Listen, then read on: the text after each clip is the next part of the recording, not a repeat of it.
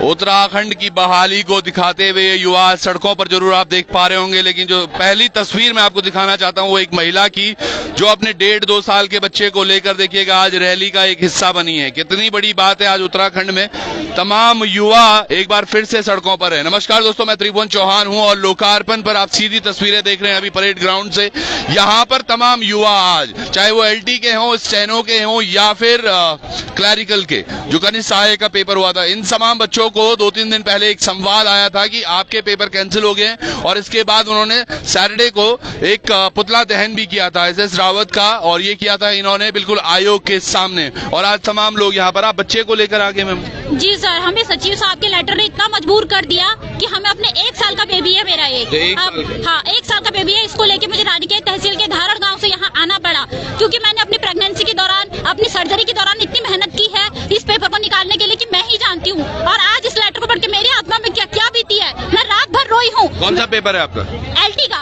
और LT का paper है। मैं रात भर रोई हूँ, मैं ना दिन में खाना खा पा रही हूँ, ना मैं रात को सो पा रही हूँ। इस हालत के लिए कौन जिम्मेदार है? CM और वो सचिव। मैं कुछ नहीं जानती हूँ, हमको हमारी नियुक्ति चाहिए तो चाहिए, इसके अलावा हम कोई बहानाबाजी नहीं सुनेंगे ना। कितनी बड़ी बात है, देखिएगा एक शिक्षा, ये शिक्षक बनने वाले तमाम, लेकिन आज इनको सड़क पर आकर पहले अपनी नौकरी के लिए कंफर्मेशन चाहिए हो रही है। किस दिशा में जा रहा है उत्तराखंड, वही हमारा एक प्रश्न भी था कि आज अगर उत्तराखंड में ये तमाम चीजें हो रही हैं, ये तमाम युवा आज सड़कों पर हैं अपने बच्चों को लेकर। सोचिए, मैं 1.5-2 साल का बोल रहा था, ये बता रही है केवल 1 साल का बच्चा है, और 1 साल के बच्चे को लेकर। मैम, आप लोग कहाँ से आए हैं? सर, मैं रुद्रप्रयाग से आई हूँ। मैं एक LT चयनित अभ्यर्थी हूँ। हम 9 महीने से अपनी ज्वाइनिंग का वेट कर रहे हैं, 2-3 साल से LT की तैयारी कर रहे हैं। लास्ट में टेस्ट निकलता है, 9 महीने से ज्वाइनिंग का वेट होता है, और सचिव का बयान आता है कि LT चयनित जो 1431 पद है उनको भी कैंसिल कर दिया जाएगा। क्यों कर दिया जाएगा कि एक छोटे से एरिया से बहुत लोग चयनित हुए हैं। क्या हमारा ये गुनाह है कि हम एक छोटे से क्षेत्र से हैं? क्या हमने कोई अपराध किया है एक छोटे से क्षेत्र से होकर के? ये बात मैंने पहले भी की थी। सबसे बड़ी बात है यहाँ पर जो कह रहा है कि छोटे से एरिया से आने वाले लोग कुछ नहीं कर सकते। मैंने परसों भी ये प्रश्न रखा था, आपका ये गत्ता थोड़ा ऊपर आ रहा है। आप, मैंने प्रश्न ये परसों भी रखा था कि मोदी जी तो दूध बेचते थे, चाय बेचते थे, और उसके बाद जब वो प्रधानमंत्री बन गए तो क्या उन पर भी प्रश्न चिन्ह है? क्या उन तमाम लोगों पर प्रश्न चिन्ह है जिन्होंने एक गरीब परिवार में पैदा होकर आज बड़ी कामयाबी प्राप्त कर ली है? ये सोने की चम्मचों के साथ पैदा हुए युवा नहीं है। ये तमाम जो भीड़ आप देख पा रहे होंगे, ये वो युवा हैं जो आज अपनी मेहनत से किसी एक मुकाम पर पहुंचे थे। पहले VDO VPDO भर्ती घोटाला, तमाम भर्ती घोटाले, UK-SSC अगर ऐसा था तो ये खोला क्यों गया था? एक बड़ा प्रश्न चिन्ह है इस पर। यहाँ पर कोई युवा कुछ बोलने भी चाहते हैं। हाँ जी जी जी, नमस्कार। सबसे पहले मैं धामी जी को बधाई देना चाहती हूँ। उन्होंने हाल ही में प्रदेश में नवमी के दिन बेटियों का सम्मान किया, बेटियों का पूजन किया। अब धामी जी, मेरी आपसे विनती है कि इन बेटियों को भी देख लीजिए, जो 2 साल से सड़कों पर भटक रही हैं, कभी कोर्ट के चक्कर काट रही हैं, कभी आयोग के चक्कर काट रही हैं। धामी जी, आप अपने हर बयान में कहते हैं कि चयनित अभ्यर्थियों के साथ अन्याय नहीं होगा। महोदय, न्याय कब होगा आप ये भी बता दीजिए। Justice delayed is justice denied. लग रहा है कि हमारे साथ अब जस्टिस बिल्कुल दिया ही नहीं जाएगा। आज हमें मजबूर होकर फिर से इन बेटियों को सड़कों पर उतरना पड़ा है। कितनी बड़ी बात कही है, मैं वही बोल रहा हूँ, शिक्षित समाज है ये, और ये युवा तमाम सड़कों पर आज है। और किस तरह से ये देखो, पेरेंट्स भी इनके साथ में आए हैं, बच्चे को लाया है तो पिता को भी साथ में लाया है। इन बच्चों की दुर्दशा देखिएगा आज किस तरफ से हो रखी है। और तमाम क्या इसलिए उत्तराखंड बनाया गया था? 22 वर्षों से उत्तराखंड में जो चीजें हो रही है वो हम सबको स्पष्ट दिख रही है। क्या ये भर्तियां अब 2024 के इलेक्शन से पहले खोली जाएंगी? अगर ये कैंसिल करने के विचार में है, क्या 2024 से पहले खोलेंगे और बोलेंगे कि हाँ, हमने भर्ती का पिटारा खोल दिया है? उत्तराखंड की जनता अब समझ चुकी है चीजों को। जी सर, आप कहाँ से आए हैं? मैं टिहरी गढ़वाल से आया हूँ। अच्छा। और माननीय मुख्यमंत्री जी को मेरा सादर नमस्कार। जी। माननीय मुख्यमंत्री जी, हमने ऐसा कौन सा गुनाह कर दिया कि अपने बच्चों को पढ़ा लिखा के और आज हमको ये हालत देखने पड़ रही कि हम भी रोड में आ गए, हमारे बच्चे भी रोड में आ गए।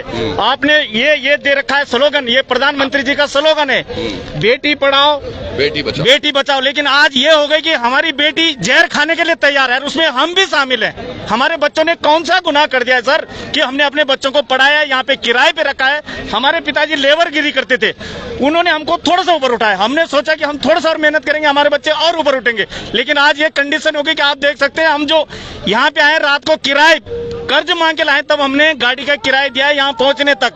हम इतने रईस घरे से नहीं है, लेकिन माननीय मुख्यमंत्री जी से हमारा निवेदन है कि इतने उच्च पदों पे बैठे हुए आपके अधिकारी इस प्रकार का बयान देते हैं कि देख सकते हैं आप पूरा उत्तराखंड हिल गया है। तो मान्यवर हमारा ये आपसे विनती है कि ये चयनित अभ्यर्थी हैं, हम अपनी नियुक्ति मांगते हैं।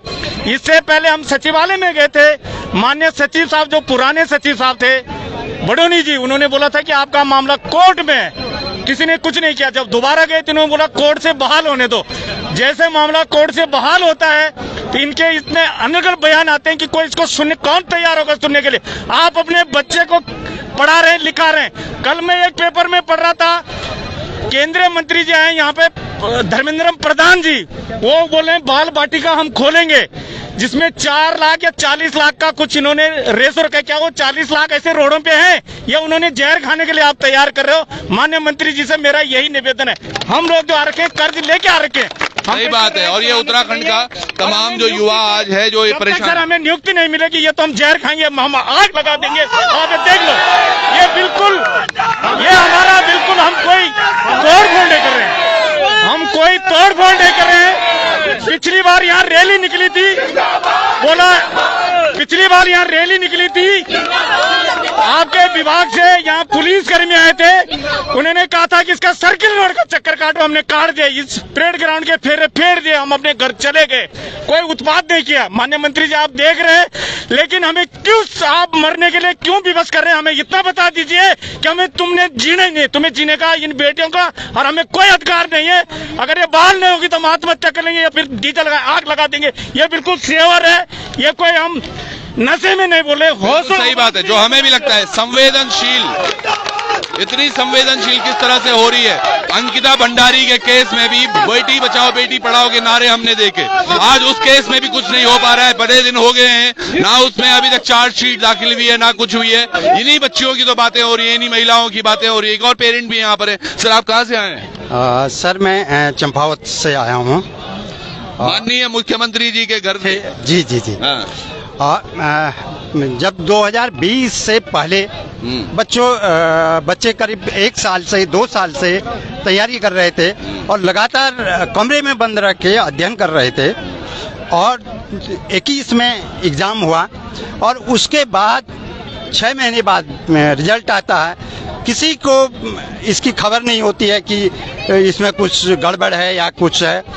उसके बाद 6 महीने और बीत जाते हैं, सब 7-8 महीने बीत जाते हैं, तब उसके बाद आता है कि भाई नहीं, ये तो विवादित संस्था ने लिया है या कि जो भी लिया है। तो मेरा कहने का आशय है, जो बच्चे पिछले 3 साल या 4 साल से तैयारी कर रहे थे, दिन रात एक करके मेहनत कर रहे थे, वो बच्चे आज व्हाट्सएप यूनिवर्सिटी में चले गए हैं, व्हाट्सएप खेल रहे हैं। सही बात है, तमाम बच्चे आज तैयारी नहीं कर पा रहे हैं क्योंकि वो आधे दिन तो वीडियो देखते रहते हैं कि कहां पर क्या हो रहा है, किस तरह से तैयारी हुई। हमारा वाला पेपर कैंसिल तो नहीं हो गया है। अगर ये बोल रहे हैं आज की आयोग की गलती है, UKSSC ने गलती की है, तो सबसे पहले देखिए किस तरह से बचाव किया गया है। राजू और बडोनी को इन्होंने इस्तीफा दिलवा दिया। अरे जिन पर जांच चलनी थी उनको आपने घर बिठा दिया। अब नए लोग मिले, वो भी अपने पर्चा झाड़ रहे हैं। उनका पल्ला झाड़ना बिल्कुल स्वाभाविक है क्योंकि उनको कुछ पता ही नहीं है। ये देखिएगा इस तरह से यहाँ पर पेरेंट आ रहे हैं। ये नीली शाही जो देख रहे हैं ना आप, ये मेहनत के कपड़ों पे है, ये इस तरह से नहीं आई होगी। और ये जो पेरेंट आज यहाँ पर पहुंचे हैं, ये अपने बच्चों के लिए यहाँ पर आए हैं। और अगर इनको इनका हक नहीं मिलता है तो किसको मिलेगा? कौन सा उत्तराखंड? मैं एक बार बताना चाहूंगा, थोड़ा आप कैमरा दिखाएं। ये लाइन केवल यहाँ पर ये भीड़ नहीं है, ये तमाम लोग जो यहाँ पर आ रखे हैं, हजारों की संख्या में बच्चे यहाँ पर हैं और इनका आज स्वाभाविक है सड़क पर निकलना। तमाम महिलाएं यहाँ पर हैं, बच्चे अपने बच्चों को लेकर। एक महिला यहाँ पर अपने एक साल अपने बच्चे को, 1 साल के बच्चे को यहाँ पर लेके आई है। आ जाइए सर, इधर आइए जरा। मैं जरा, सर आप कहाँ से आए हैं सर? मैं तो देहरादून से। देहरादून आप क्या लग रहा है, क्यों खेल रहे हैं बच्चे? खेल रहे हैं, ये जिम्मेदारी तो गवर्नमेंट को खुद लेनी चाहिए। जो है गवर्नमेंट करवा रही है परीक्षाओं को, गवर्नमेंट को इसकी सारी जिम्मेदारी है। भाई एक बार परीक्षा हो गई, आपने काउंसलिंग कर दी, सब कुछ कर दिया, बिल्कुल है। उसके बाद 1 साल बाद आप जो है उसको स्थगित करने की सोच रहे हैं। एक चीज मैं बताऊं, देखिए अभी मैं सुन रहा था, मैं सच बोल रहा हूं आपको। ये भाई साहब यहाँ पर आते हो गए, अभी इनको पता था माइक इनके पास आएगा, कहता है यार मेरे बस की भाषणबाजी नहीं है। लेकिन अपने बच्चों के लिए यहाँ पर पहुंचे हैं ये, क्योंकि भाषण देना तो नेताओं का काम है। सही बात है, हमारे पेरेंट्स को नहीं पता है भाषण कैसे देना है, लेकिन अपने आवाज उठाने के लिए बच्चे जरूर बोलेंगे। बुला का बढ़िया तू। मैं रुद्रप्रयाग से आ रखा हूँ और मेरा नाम विनय जमलोकी है और मैं एक एलटी चयनित छात्र, और सब लोग जो यहाँ पे आ रखे हैं सारे के सारे चयनित छात्र हैं। मैं सरकार को ये बात बताना चाहता हूँ कि हम लोग जो निकले क्रीम निकले हुए हैं, कोई हमने 3 पेपर दिए हैं, कोई एक ऐसा पेपर न दिया है कि जो लीक रास्ते से लीक हो गया है। हमने पहले बीएड दिया, 2 साल का कोर्स किया, उसके बाद यूटेट सीटेट किया। इतनी ज्यादा कठिन परीक्षा यूटेट सीटेट की होती है कि 100 में से केवल 30 लोग उसमें चयन हो पाते हैं। उसके बाद हम एलटी की परीक्षा में बैठते हैं और एलटी की परीक्षा में भी 14 विषय है और 14 विषय के अलग अलग, ये देखो मैम ने यहाँ पे रेशियो ला रखा है कि जनवरी 2021 में पेपर हुआ था, इसका केवल जो पास रेट है 33.25% रहा। तो आप देख सकते हैं जैसे 14.45% ये सीटर और यूटेट का रेशियो रह रखा है। तो मैं ये नेशनल लेवल का है और तब जाके हम एलटी में बैठते हैं। कोई ऐसे सड़क से उठाए हुए नहीं है कि तुम बैठो और पेपर दो, और हमारा पेपर ऐसा ही लीक होने का कोई सवाल नहीं बनता है। और सरकार केवल इसलिए हमको लीक करने कहती है कि किस छोटी जगह से निकले हुए हैं। अरे लोग तारीफ करते हैं, अगर छोटी जगह से कोई बच्चा निकलता है तो लोग कहते हैं हाँ यार इस बच्चे ने मेहनत की है, ये छोटी जगह से निकल के आया है, इसके पास ऐसे साधन नहीं थे फिर भी ये आगे बढ़ा है। और हमारे सचिव और हमारा शासन कहता है, ये सही बात कह रहे हैं आप। मेरे को जो समझ में आया, छोटी जगह से आया हुआ व्यक्ति ना हमेशा कुचला जाता है, दबा जाता है। छोटी जगह से अंकिता भी आई है जिसको न्याय नहीं मिल रहा है, इतने दिन हो गए हैं, उस पर भी कुछ चीजें नहीं हो रही हैं। तमाम जो बच्चियां यहाँ पर हैं, तमाम जो महिलाएं यहाँ पर हैं, ये सब लोग छोटी जगह से आ रहे हैं, इनकी सुनवाई नहीं है। अगर यहाँ पर कोई विधायक का बेटा, खैर विधायक का बेटा पेपर में बैठेगा ही क्यों, वो बैठेगा ही क्यों, कोई सांसद का बेटा क्यों, कौन सा देख रहा हूं मैं कि कोई सरकारी नौकरी पे और उनके बेटे, इनके बच्चे क्यों सड़कों पर आएंगे। सड़कों पर तो आम जनता है और आम जनता इसी तरह रहती है। 2000 काम करते हैं क्या बोला जी, ये नरेगा में काम करते हैं। और एक चीज मैं बता दूं, एक मैं अभी कुछ दिन पहले मधुबन होटल में मैं गया था, वहां पर एक वेटर का काम कर रहा था और वो बच्चा वीडियो में चयनित है सर। ये सच्चाई है, वो वीडियो चयनित छात्र। और अभी मधुबन के होटल में जाकर आप देखो तो वहां पर एक बैरे की तरह काम कर रहा है, एक वेटर का काम कर रहा है सर। ये सच्चाई है। मेरा नाम नंदकिशोर है जी, 1 मिनट। मेरा नाम नंदकिशोर है, मैं धौला देवी से आया हूँ, अल्मोड़ा से। और मैं इतना गरीब वो स्टूडेंट हूँ। मैं अभी गेस्ट टीचर में हूँ। पिछले 4 साल पहले मेरे माता पिताजी मर गए हैं, पहले स्वर्ग सिधार गए, लेकिन इसके बाद मैंने गांव में भीख मांग के अपने लिए पैसे इकट्ठा करे और उसके बाद एलटी का चयनित छात्र हूं मैं। और गांव वाले मेरे कितने खुश हो गए कि यार ये लड़का जिसके माँ बाप नहीं है और उसके बाद भी इसने कंपटीशन क्वालिफाइड किया। और एक बात सुनिए, एक बात मेरी सुनिए, तुम्हारे लड़के हवाई जहाजों में चलते हैं, हम हवाई चप्पलों में पहन के कंपटीशन की। और एक चीज और है, देखिए धारचूला, पिथौरागढ़, मुनस्यारी, चमोली घाट, इतने दूरस्थ इलाकों से लड़के निकल रहे हैं। क्या क्रीम मास है।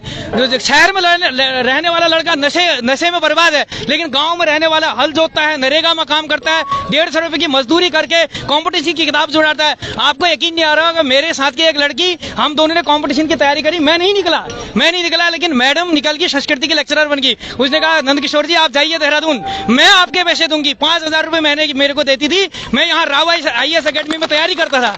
तो उसके बाद देखिए मेरे मित्रों, उत्तराखंड से आए हुए, हमको इस बात को रखना कि हमारा उत्तराखंड किस दिशा में जा रहा है। मेरी क्या स्थिति है, जो मेरी स्थिति है वो उत्तराखंड के हर भाई की और बहन की स्थिति है। इसको समझना पड़ेगा सर। और इसको हम यहाँ पर इस बात को लेकर जाएंगे जब तक मुख्यमंत्री ये नहीं कहेंगे कि 5 नवंबर को आपका डॉक्यूमेंट वेरिफिकेशन और आपका नियुक्ति पत्र जारी नहीं होगा, हम नहीं जाएंगे। ये मेरा ऐलान है। और मेरे माँ बाप नहीं है, भाई बहनों, मैं सबसे पहले जिस मेहनत से, जिस रात के 2-2 बजे तक हमने पढ़ा है, लोगों से किताबें मांग के 10-10 दिन तक वापस लौटाई हैं। इस तरह से हमने कहां से किताबें खरीद के, हाँ अगर कोई बात, सबसे पहले आत्मदाह मैं करूंगा, क्योंकि हम अपने भाई बहन जो मेहनत करते हैं, ईमानदार हैं, जिम्मेदार हैं, इसके बाद नहीं कर पाए हो तो हम नहीं कर रहे। Thank you sir. क्या दुख नहीं होता होगा क्या, एक युवा जो इतनी मेहनत कर रहा है और गरीबी में पला बड़ा, वो आत्मदाह की बात कर रहा है। जी सर, ये बात मैं भी कहना चाहती हूँ। ये कितनी बड़ी है, देखो ये भी कम कहना चाहती है, कितनी बड़ी बात है। मैं भी ये कहना चाहती हूँ कि आप अगर हमें ज्वाइनिंग नहीं देते हो तो हमको जहर दे दीजिए, क्योंकि हम भी ऐसी लाइफ नहीं जीना चाहते हैं। मेरे सामने मेरा भविष्य भी है, मेरे बच्चे का भविष्य भी है। मैं अपने बच्चे को ऐसे अंधकारमय जीवन में नहीं धकेलना चाहती हूँ। प्लीज दामी जी जो कहा है वो हाईली ऑब्जेक्शनेबल है, निंदनीय है। शायद उनको पता नहीं है कि एक शिक्षक बनना आसान नहीं होता। यहाँ एप्लीकेशन लिखने से काम नहीं होता। ये किताबों का दरिया है साहब, यहाँ पढ़ के ही निकलना पड़ता है।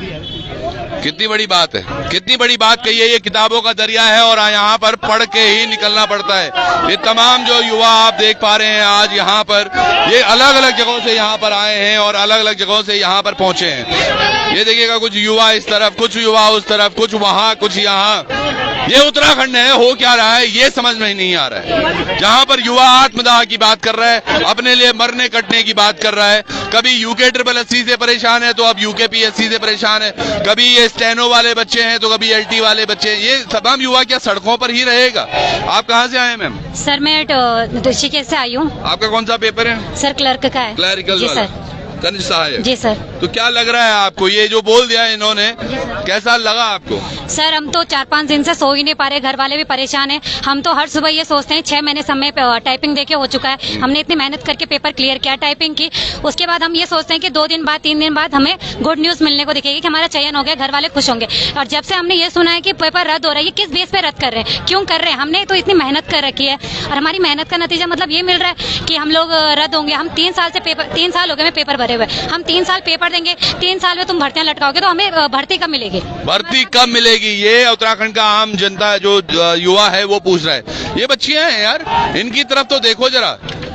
एक बच्चा वहां पर बात कर रहा है कि मैं आत्मदाह कर लूंगा, एक युवती अपने 1 साल के बच्चे को लेकर इस रैली का हिस्सा बन रही है और मुझे 100% यकीन है किसी नेता को इसका फर्क नहीं पड़ रहा होगा। जी मेरे भाई। जी हम जो है सर कनिष्ठ सहायक 746 के लड़के आयोग और सरकार को ये अवगत कराना चाहते हैं कि अगस्त से आपने जो है कहा कि जिन भर्तियों में कोई विवाद की पुष्टि नहीं हुई है, आप कभी कह रहे कि हम 15 दिन में करेंगे, अगस्त में कह रहे कि हम फाइनल कर देंगे, सितंबर आ रहा हम कह रहे कि लास्ट सितंबर में, अक्टूबर में कह रहे कि हम जो है इसका सॉफ्टवेयर सिक्योरिटी ऑडिट करेंगे। आप करिए, जांच करिए, ऑडिट करिए, जो मर्जी वो करिए, लेकिन हमको जो है ऐसे रुलाए ना जाए, हमें ऐसे परेशान ना किया जाए। आप जानते हो, आप जो है परामर्श दे रहे, सुझाव दे रहे सरकार को कि इन भर्तियों को जो है संदेह के आधार पर रद्द किया जाए। आपको पता है हम जो है 3500 लड़के हैं, इनमें से जो है करीब आधा से ज्यादा ऐसे लड़के जो कि बिल्कुल ही जिनका 2 टाइम का खाना भी नहीं हो पाता। अगर ये कल के दिन कुछ करेंगे तो ये जिम्मेवारी किसकी होगी? इनमें से भी अगर 1500 लड़के जो है अपने प्राण दे देंगे तो इसकी जिम्मेवारी किसकी होगी? सही बात है, जिम्मेदारी किसकी होगी? बच्ची यहाँ पे कुछ कहना चाहती, बेटा आ गया चाहती हूँ, अगर इतने साल, अगर इनको लास्ट में यही पत्र देकर कार्मिक विभाग से पूछना था कि रद्द करना है कि नहीं करना, तो आयोग का गठन क्यों किया गया? 6 महीने से यही क्यों हो रहा है कि सचिव आएंगे, ये आएंगे, वो आएंगे, जब उनको अंत में अपना फैसला ही सुनाना था तो इस सब का फायदा क्या? इनकी निष्क्रियता को दर्शाता है ये। इन्होंने कहा कि हम जांच कर रहे, कौन सी जांच कर रहे हैं जब आपको इतने सालों से आपका गठन हो चुका है, आपको यही नहीं पता आपका स्टेनोग्राफर का बच्चा कहाँ से निकलता है? आपको ये जानकारी खुद को होनी चाहिए कि उधम सिंह नगर का, जसपुर का, देहरादून का ये हब है, स्टेनोग्राफर यहीं से चुने जाते हैं। सर मात्र 1 साल की मेहनत नहीं है, 4-4 साल से 12वीं करते ही हम लोगों ने स्टेनोग्राफी सीखी, हमारे माँ बाप ने हमें स्टेनोग्राफर के लिए भेजा और आज जाके सुबह सिर्फ एक सेकंड लगता है आपको कार्मिक विभाग को भेज रहे। आप इससे पहले कौन सी जांच कर रहे थे? आप उससे पहले क्या सोच रहे थे? आपके अध्यक्ष क्यों चुने जा रहे थे? आपके सचिव क्यों आ रहे थे? मैं यही पूछना चाहूंगी। ये प्रश्न हमेशा से उठते हैं इनके एक्सपर्ट कौन है जो ये प्रश्न पत्र बनाते हैं, उसके बाद क्यों? सर मैं एक आपके चैनल के माध्यम से एक सरकार से एक अनुरोध करना चाहता हूँ सर, ये जो भर्ती प्रक्रिया है सारी लगभग 3 साल होने वाली है सर, और मैं मुख्यमंत्री जी से एक अनुरोध करना चाहता हूँ, हमें आपके उसमें संदेह नहीं है कि आप हमें ज्वाइनिंग तो दोगे, क्योंकि आप हमारे साथ अन्याय तो नहीं होने दोगे, लेकिन सर समय बहुत हो रहा है। तो मैं ये कहना चाहता हूँ जितने निर्विवादित भर्तियां हैं, चाहे क्लर्क हो, स्टेनो हो या LT हो, अति शीघ्र यानी कि 1 महीने के अंदर अंदर हमें ज्वाइनिंग दे, जिनका अभिलेख सत्यापन नहीं हो उनका अभिलेख सत्यापन करें और अति शीघ्र। सर मैं ये रिक्वेस्ट करना चाहता हूँ क्योंकि सर मानसिक उत्पीड़न इतना ज्यादा हो रहा है, समय बहुत हो गया सर। सोचने विषय है कि लगभग हर भर्ती को 3 साल होने वाला है, किसी का अभिलेख सत्यापन नहीं हुआ, तो इससे क्या हो रहा है? इसका मतलब ये प्रोसेस 5 साल। इसका मतलब ये है जो ये शहर में भर में आप ये बड़े बड़े बैनर पोस्टर लगा रहे हो ये झूठे हैं, क्योंकि आम आदमी अगर 3 साल से बेरोजगारी के लिए, ये देखो मेरा आपसे रिक्वेस्ट है कि आप हमें अति शीघ्र स्टेज पे आपसे हाथ जोड़ के विनम्र निवेदन करता हूँ सर। बचे हुए हैं, हाँ इसमें पद भी रिक्त बचे हुए हैं, देखिएगा इसमें शक कैसे पैदा हो गया फिर? बिल्कुल बच्चों को योग्य अभ्यर्थी नहीं मिले और उसके बाद जो योग्य बचे हुए हैं उन पर एक वो प्रश्न चिन्ह आपने लगा दिया। किस तरह? सर ने ये बोला था कि इसे एक किसी क्षेत्र विशेष के लोग ज्यादा लगे हुए अनुपातिक तौर पे। तो मैं उनसे ये पूछना चाहता हूँ कि आपका कौन सा अनुपात नापने का तरीका है, आपका मानदंड क्या है? क्या कोई प्रतिभा किसी क्षेत्र में विकसित नहीं हो सकती? प्रतिभा क्या आप क्षेत्र विशेष देखकर विकसित होगी? और दूसरी बात ये, पहाड़ों में सर शॉर्ट हैंड नहीं होती है, तो मैदानों में आते हैं लोग शॉर्ट हैंड करने, तो क्या मैदानों के लोग लगना स्वाभाविक है या नहीं? तो महोदय जी, एसएस रावत जी, मैं आपसे पूछना चाहता हूँ कि अगर आपकी फैमिली के 10 लोग सिविल सर्वेंट बन जाते हैं तो क्या आप उन पर भी संदेह पैदा करोगे? क्या आप उन पर संदेह पैदा करोगे? अगर नहीं कर सकते तो हम कैसे कर रहे हो फिर? सही बात है। चलो यहाँ पर और भी बच्चे देखिएगा। एसएस रावत जी से एक सवाल है। हमने तैयारी करी, छोटे गांव से आते, गरीब फैमिली से आते, तैयारी करी है, पेपर निकाल दिया, गलती कर दी क्या सर? अगर गलती कर दी तो आप हमें इसकी पुष्टि कर दीजिए। पर सर वो क्या आपने गलती कर दी? सर वो भी तो एक अच्छे होने पे बैठे हैं, उन्होंने भी कितनी मेहनत की, तो उन्हें हमारी मेहनत का दिखना चाहिए कि हम भी कितनी मेहनत कर रहे हैं। हम क्या अपनी मेहनत देख मांग रहे हैं? हम तो मेहनत कर रहे हैं, अपनी न्याय की गुहार लगा रहे हैं सर। हमें चाहिए भर्ती। अब आज ये कह रहे हैं कि शक पैदा हो गया हम पे। बिल्कुल भूखा सर मैं अभी 4 बजे चला हूँ काशीपुर से 4 बजे सुबह के, अभी तक मैंने कुछ नहीं खाया है। सही बात। और दूसरी बात सर, मैं स्टैनो क्लैरिफाइड हूँ, मैंने शॉर्ट हैंड भी दी है। ये तो सर छोटा सा राज्य है, आप एसएससी में जाकर देखिए, वहाँ पे लोग आपके फेस देख के पहचान लेते हैं कि अभी ठाकुर द्वारा के क्षेत्र से आए हुए बंदे हैं। तो आप कैसे कह सकते हो कि आप छोटे से राज्य में क्या ये छोटे से राज्य की बात नहीं है। आज पूरे भारतवर्ष में सबसे ज्यादा जो IAS PCS है वो बिहार से है, तो क्या बिहार गलत है? ये देखो, यहाँ पर कुछ इतने थक गए हैं कि उठाया भी नहीं जा रहा। कहाँ से आ रहे हैं? सर मैं हल्द्वानी से आई हूँ। हल्द्वानी से आए हो? जी। कौन से पेपर में आपका सिलेक्शन? सर मेरा स्टेनो में हुआ है और आप देख रहे हैं कि 2020 की भर्ती और 23 आने को है, अभी तक हमारे हाथ में कुछ भी नहीं है और इतने साल से हम लोग लटक रहे हैं और अभी तक हमें लेटर डाल देते हैं, अचानक से हमारी मेहनत पे सारा पानी फेर देते हैं। सर ये तो हम सहन नहीं कर सकते और इसीलिए आज हम विरोध करेंगे सचिव साहब के लेटर का। चलिए ये देखिएगा सचिव, और मैं आपको कह रहा था ना, आप ही देखिए ये 2 साल के बच्चे को छोड़ कर आई है मैम। हाँ जी कहाँ से आए हैं आप? सर मैं देहरादून से ही हूँ। जी मैम। और कौन सा पेपर है आपका? मेरा स्टेनो वाला पेपर है सर। 2.5 साल इस पेपर को हो चुका है। पहले हम आयोग गए तो वहाँ हमें बोला जाता है कि आपको शीघ्र नियुक्ति दी जाएगी, आपके उसमें कोई प्रॉब्लम नहीं है। कई बार हम सचिव साहब से मिलने गए, ये जो नवनिर्वाचित है उनसे भी मिले, तो उन्होंने बोला आपकी भर्ती में कोई गड़बड़ी नहीं है, आपकी जल्दी हम प्रोसेस करेंगे, ज्वाइनिंग हो जाएगी। लेकिन अचानक से दिवाली से पहले ये बॉम्ब फोड़ दिया हमारे सर पे कि मतलब शासन को लिख के दे दिया कि इसको या तो वो करो, रद्द करो भर्ती को, मतलब निरस्त करो। मतलब ये कैसे भेज दिया उन्होंने? ये इसलिए भेज दिया जो हमें लगता है कि ये काबिल नहीं हो पा रहे हैं अभी। और मैं कह रहा था आपको, ये भीड़ केवल वो चंद लोगों की नहीं है जिनसे हम बात कर रहे हैं। तमाम जो लाइन देख रहे हैं आप, और खुली धूप है अभी, और ये तमाम लोग देखिएगा वहां तक, अंत तक ये लाइन जारी है। कुछ LT के हैं, कुछ स्टेनो के हैं, कुछ और कहीं के। मेरे भाई क्या करना आप? यस सर, मेरा नाम महेंद्र है और मैं अपनी सिस्टर की जगह पे यहाँ पे आया हूँ। कहाँ से आए महेंद्र? मैं सर नैनीताल से आया हूँ। बताओ, नैनीताल से आए हैं, ये देहरादून में अभी हमें देहरादून के परेड ग्राउंड में लोग बहुत दूर दूर से आए हैं और अपनी मांगों को लेकर। ये देखिएगा, अब कहते हैं कि एक चार्ट बना के आना अविकल। इसी तरह के चार्ट बनते थे तो सहायक अध्यापक घटनाक्रम बता रहे हैं यहाँ पर। बड़ा इंटरेस्टिंग सा ये लग रहा है कि उत्तराखंड में भर्ती की जो शुरुआत हुई है वो नेताओं के चुनावी वादों से होती है। जब जब चुनाव होने होते हैं तो नेता अपनी चुनावी वादे करते हैं कि नौकरियों का लालच आपको मिल गया, एक पिटारा खुल गया है, 7,000, 11,000, 15,000, 20,000 भर्तियां निकलेंगी, नौकरियां। ये देखिएगा, बड़े इसमें मीडिया वाले भी जो इनके होते हैं उनका नाम भी कुछ लिखा हुआ है, 2-2 हजार रुपए उनके जेब में डाल दिए जाते हैं। ये पोस्टर अपने आप में बहुत कुछ कह रहा है। फिर आता है परीक्षा की तैयारी, जिसमें कि एक बच्चा आराम से अपनी परीक्षा की तैयारी करता रहता है। फिर रिजल्ट का दिन आता है, जब बच्चे का चयन हो गया, उसके बाद जब ये चयनित छात्र आता है सचिवालय में UKSSC के अंदर, तो सचिव से जो वार्ता होती है, सचिव कहता है कि आपको तो कोर्ट जाना पड़ेगा। और यहाँ पर बच्चा जाता है कोर्ट में, कोर्ट की अटकलों से बड़ी मुश्किल से वो बाहर निकलता है। तो उसके बाद वापस से वो UKSSC की भर्ती घोटाले परीक्षा में सम्मिलित हो जाता है। और उसके बाद ये सारी चीजें आती है अफसरशाही में, और UKSSC द्वारा फाइलें डुबाकर बैठ जाते हैं। ये देखो, फाइल के ऊपर बैठ गया ये अफसर, ये फाइलों के ऊपर बैठ गया यहाँ पर। और उसके बाद ये फिर से बोलते हैं कि हमारी मांगे जो आज हो रहा है। अब इस सारी प्रक्रिया में जो भी चीजें होती हैं वो हम सब लोगों ने देखी हैं, लेकिन जो चीजें आज उत्तराखंड में हो रही हैं वाकई दयनीय है। स्थिति बहुत अच्छी नहीं है। हम तमाम लोगों से बात करने की कोशिश करेंगे। ये देखिएगा, यूं बोलिए क्यों भी कि पढ़ना धरना क्या है ये? पढ़ना लिखना है बेकार। अच्छा, धामी जी की सरकार में। अच्छा, तो आप कहाँ से आए हैं? मैं चमोली से आया हूँ। अच्छा, गोपेश्वर चमोली से। कौन सा पेपर है भाई आपका? मेरा KLT का पेपर था, इंग्लिश सब्जेक्ट से हूँ। तो बताइए, इंग्लिश सब्जेक्ट से आए हैं और बच्चे देखिएगा, ये तमाम युवा, ये ऐसा नहीं है इनको यहाँ पर किसी उसके लिए भर्ती के लिए लाया गया हो या किसी और चीज के लिए यहाँ पर लाया गया हो। अब ये देखिएगा, एक बड़ी अच्छी चीज यहाँ पर जरूर हो रही है। एक आंटी जी इन्हीं से मांग रही हैं। आंटी, कौन है ये बच्चे? क्या पता बेटा। आप पैसे इकट्ठे, इनके पास अपने आने के लिए इन्होंने ऐसे ही मांगे हैं पैसे? कोई बात नहीं। ये यहाँ पर जो पहुँचे हैं, इन्होंने पैसे मांग मांग के आए हैं आंटी। बहुत सालों से तैयारी कर रहे हैं आंटी। सही बात है बेटा, भगवान मनोकामना पूरी करना इनकी। हाँ, बच्चे की सबकी मनोकामना पूरी करना। आप कहाँ से हो?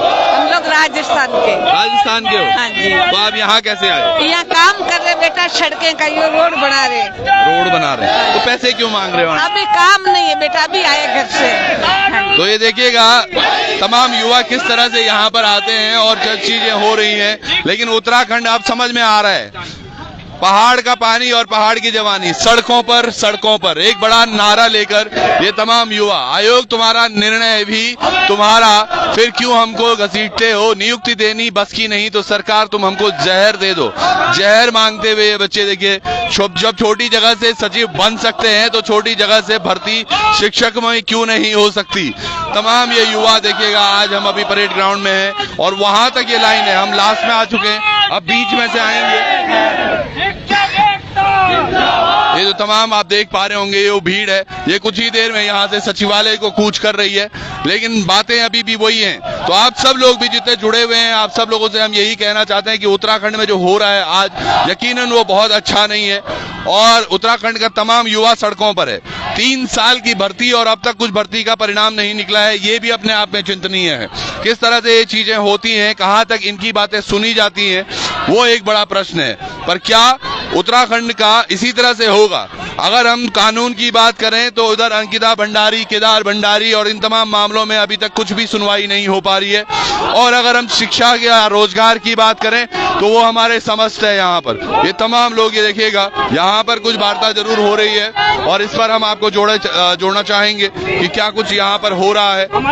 ये देखिएगा, आइए जरा, भाई जरा हटिए। क्या गलती है, क्या कसूर, क्या गलती है, क्या कसूर,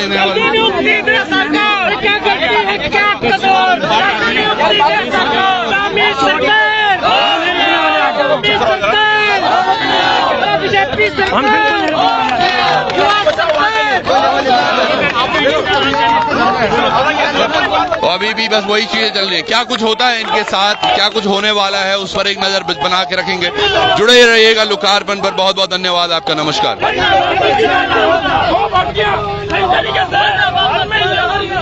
किसी भी प्रकार की कोई भी गड़बड़ी